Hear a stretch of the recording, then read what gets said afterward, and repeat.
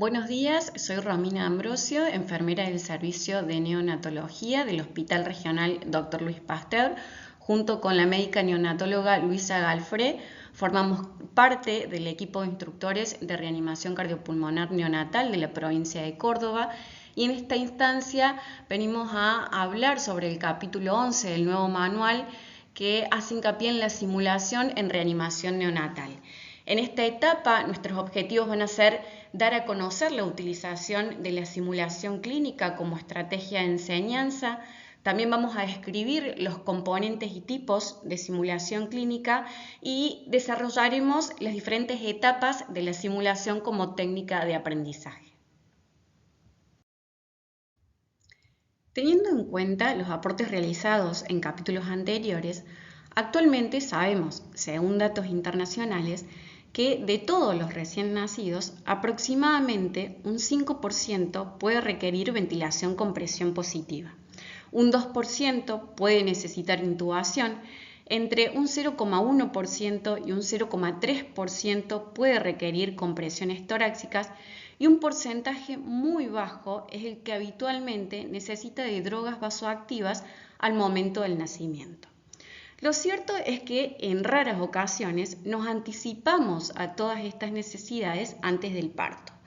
Y como consecuencia, la presencia de personal muy entrenado, con alto grado de confianza en sus habilidades, con capacidades de trabajar en equipo y con capacidad de comunicarse de manera efectiva, se hace realmente indispensable. Como lo apunta el Manual de Reanimación Cardiopulmonar Neonatal, actualmente tener competencias en reanimación neonatal debe ser un requisito estándar para todo el personal de salud que trabaja en entornos de maternidad y neonatología. Ahora bien, la frecuencia de estos eventos es realmente baja y por lo tanto las oportunidades de práctica son relativamente escasas. Entonces, la pregunta es, ¿de qué manera podemos mantener un nivel elevado de entrenamiento entre los profesionales que se desempeñan en la sala de partos? Y frente a este interrogante, vamos a sugerir como solución la simulación como técnica de aprendizaje. Veamos. La simulación o práctica simulada puede remontarse a varios siglos atrás, pero se extendió como práctica de aprendizaje en el año 1950, cuando aparecieron los primeros maniquíes de reanimación. Incluso en la década del 60 y en la década del 70 aparecieron los primeros simuladores con capacidad de respuesta e interacción. Y ya en el año 2000 empezó a hablarse de un nuevo paradigma en la educación médica pediátrica, la enseñanza de la educación médica neonatal en un entorno de sala de parto simulada. En realidad, la simulación o práctica simulada se define como una estrategia de enseñanza que en realidad lo que hace es reemplazar las experiencias reales por experiencias guiadas, pero copiando aspectos específicos del mundo real de una manera interactiva. De esta forma, lo que permite es mejorar la curva de aprendizaje en un ambiente que no solo es controlado, sino que además es seguro porque permite practicar, equivocarse y volver a practicar, todo esto sin dañar al paciente y utilizando el error como instancia de aprendizaje. Entonces, cuando hablamos de la simulación o la práctica simulada como una herramienta de aprendizaje, es que podemos también destacar las ventajas que esta herramienta aporta a la educación. En primer lugar, vamos a destacar que el alumno aprende practicando, equivocándose y reflexionando sobre su desempeño en un ambiente que es seguro y sin riesgos para el paciente. Por otro lado, permite recrear gran variedad de escenarios clínicos de variada complejidad.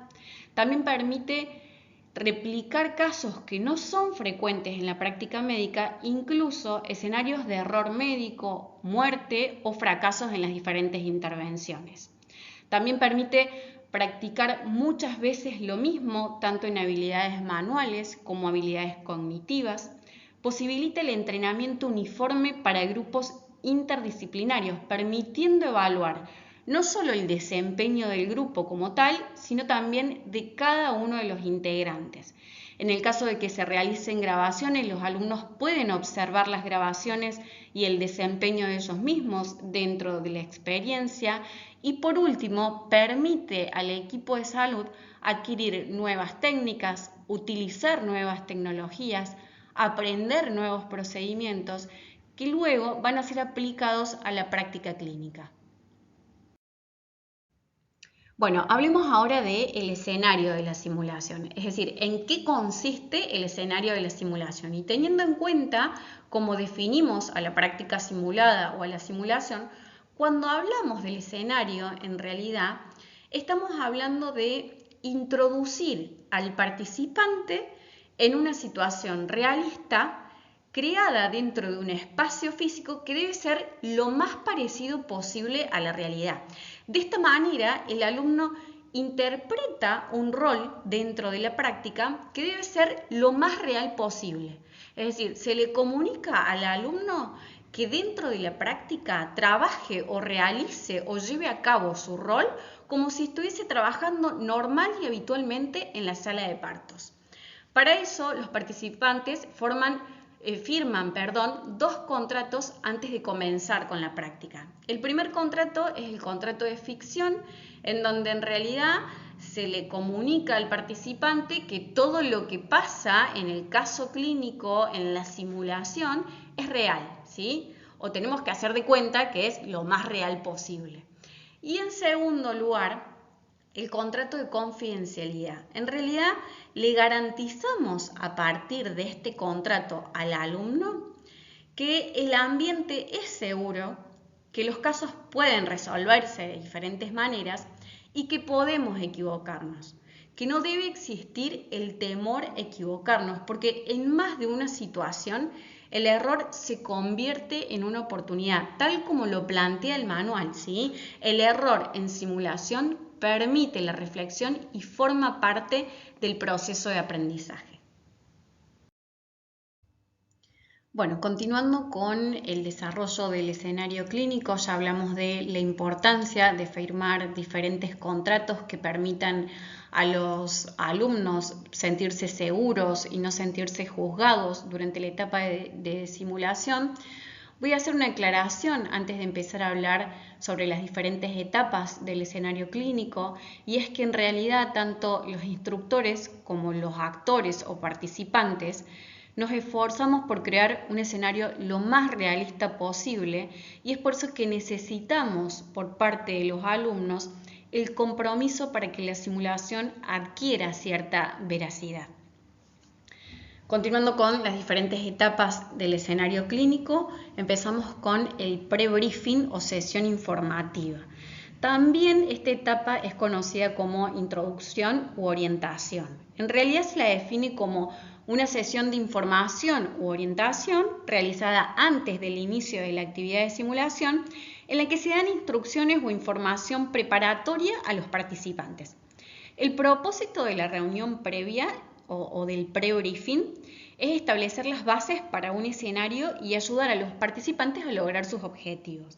En esta sesión o en esta introducción lo que hacemos es orientar a los alumnos en el escenario, es decir, que conozcan los materiales, que conozcan dónde van a estar ubicados los diferentes materiales, que conozcan cómo se pueden mover dentro del escenario y que conozcan las características de los equipos con los que van a trabajar. Por ejemplo, en el caso de trabajar con un maniquí, si el maniquí puede ser intubado, si cuando entregamos una correcta ventilación se puede observar una expansión torácica adecuada, si podemos o no controlar el pulso sobre el maniquí o debemos preguntarle al instructor, o por ejemplo, en el caso de que la experiencia de simulación o el escenario se haya programado sobre un auditorio. Bueno, en este caso no vamos a tener un panel de oxígeno, entonces nos ponemos de acuerdo con los instructores cómo vamos a representar la FIO2, por ejemplo.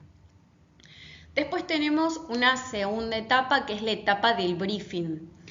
En realidad, esta etapa muchas veces se la relaciona al pre-briefing, pero en realidad son muy distintas. Porque en el pre-briefing vamos a tener información sobre el escenario en sí, sobre los elementos del escenario, sobre cómo nos podemos mover en el escenario.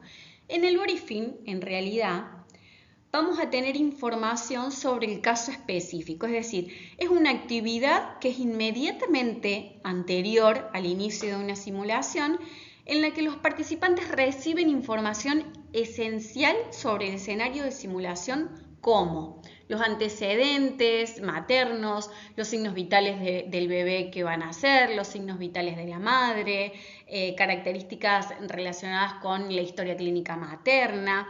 En esta etapa es que los diferentes participantes van a tomar un rol dentro de la simulación y tienen que tratar de adquirir la mayor información posible para poder llevar a cabo ese rol y no salir del mismo, ¿sí?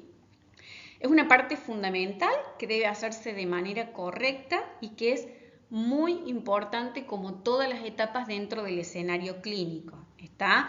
El desarrollo del escenario clínico es, que no debe extenderse más de 10 minutos, es la etapa de simulación en sí. Y después, como última etapa, tenemos el debriefing. El debriefing en realidad es la etapa más importante. Lo que ocurre es que una vez que termina el caso clínico, empezamos o se inicia una nueva etapa, que es la etapa del debriefing, que en realidad lo que se hace es un análisis guiado.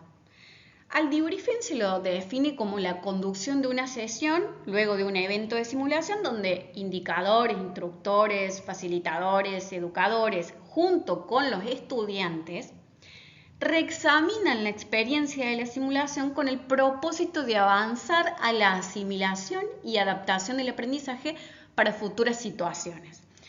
En realidad, la etapa del debriefing es una etapa sencilla de entender, digamos, pero no es una etapa fácil de llevar a cabo, ¿sí? No es fácil hacer el debriefing de manera correcta. Es una herramienta que cuesta mucho perfeccionar, pero justamente porque el debriefing no es igual en todos los casos, ¿sí? Para cada caso existe un debriefing específico, pero además las características que utilizan los diferentes instructores no es la misma. Los instructores tienen diferentes formas de comunicarse, diferentes maneras de ver o de analizar el caso clínico. Lo importante en realidad es que el instructor pueda detectar e intervenir sobre necesidades específicas para hacer que el alumno pueda de manera individual volver a lo ocurrido en el caso clínico y reflexionar sobre su propio accionar. Ahora bien, teniendo en cuenta las diferentes etapas dentro del escenario de simulación, volvemos a la primera etapa, que es la del pre-briefing, y nos situamos en la importancia del reconocimiento de los elementos y equipos que utilizaremos para la simulación. En realidad, dentro de la práctica de simulación, podemos contar en realidad con dos tipos de simuladores, un simulador de baja fidelidad y un simulador de alta fidelidad. Los simuladores de baja fidelidad son equipos técnicos estáticos, es decir, el alumno realiza una acción y no va a tener una respuesta específica por parte de ese simulador. Por ejemplo, en el caso del muñeco, el cual se le permite intubar o manejar vía aérea. Y después tenemos los simuladores de alta fidelidad que sí emiten una respuesta en relación a la acción de los participantes o del alumno. Son maniquíes con capacidad de retroalimentación a través de un soporte informático interactivo. Y si bien lo ideal es contar con un maniquí de alta fidelidad, no todas las instituciones tienen la posibilidad de adquirirlo. Pero eso no quiere decir que no vamos a poder llevar a cabo una actividad de alto rendimiento educativo. En realidad, la fidelidad de un simulador, es decir, el grado con el que se parece a la realidad, depende de diferentes factores. Uno de ellos, por ejemplo, es la construcción del entorno. Yo como instructor voy a simular una sala de partos o voy a organizar una sala de partos que sea lo más parecida posible a la sala de partos con que cuento en la institución donde realizo la simulación. Otro de los aspectos es la tecnología utilizada. Voy a tratar de disponer en el momento de la simulación de los elementos reales de trabajo. El laringoscopio, un AMBU, un reanimador en pie en T. Y por último, uno de los más importantes, es la fidelidad psicológica. Está relacionada con la conducta que se toma frente a la simulación. Y cuando hago referencia a la conducta que se toma frente a la simulación, hablo de la actitud, la responsabilidad, la toma de decisiones, el liderazgo, el trabajo en equipo. Lo que sucede en la simulación es que se crea un entorno emocional que interviene en el proceso de aprendizaje. Si las emociones son positivas, se mejora la percepción y se facilita el aprendizaje, pero si las emociones son negativas, se disminuye la memoria, hay falta de concentración, hay dispersión y eso interrumpe la adquisición del aprendizaje. Por lo tanto, las características del entorno también intervienen en el proceso de simulación independientemente del grado de fidelidad que me brinda el simulador. Y para ir finalizando, lo que nos debe quedar claro hasta el momento es que la simulación finalmente se constituye como una herramienta para adquirir aprendizajes específicos que permiten desarrollar habilidades necesarias en la sala de parto. No debemos perder de vista que la reanimación neonatal es una situación de alto riesgo y baja ocurrencia. Por lo tanto, sostener las habilidades en reanimación cardiopulmonar neonatal a lo largo del tiempo es y debe ser motivo de preocupación. El entrenamiento de todos los profesionales debe ser frecuente. La simulación resulta hasta el momento un componente clave, pero esta debe ser articulada con una oportuna revisión teórica. Por lo tanto, ¿la simulación es efectiva como estrategia de aprendizaje? Sí, existe retroalimentación y acá hacemos referencia a la etapa del debriefing, en donde la retroalimentación está relacionada con una reflexión del alumno sobre su propia práctica. Hablamos de un análisis guiado por el instructor. También la simulación es efectiva como estrategia si es repetitiva, haciendo referencia a esto de ensayo-error, en donde no debe existir el temor a equivocarnos. Si se integra un programa de formación estructurado con objetivos claros, no nos olvidemos que existe y debe existir una instancia teórica que nos guíe como complemento. Si es variada en tipo de casos clínicos, si el ambiente es controlado y seguro para el alumno y si el simulador tiene validez.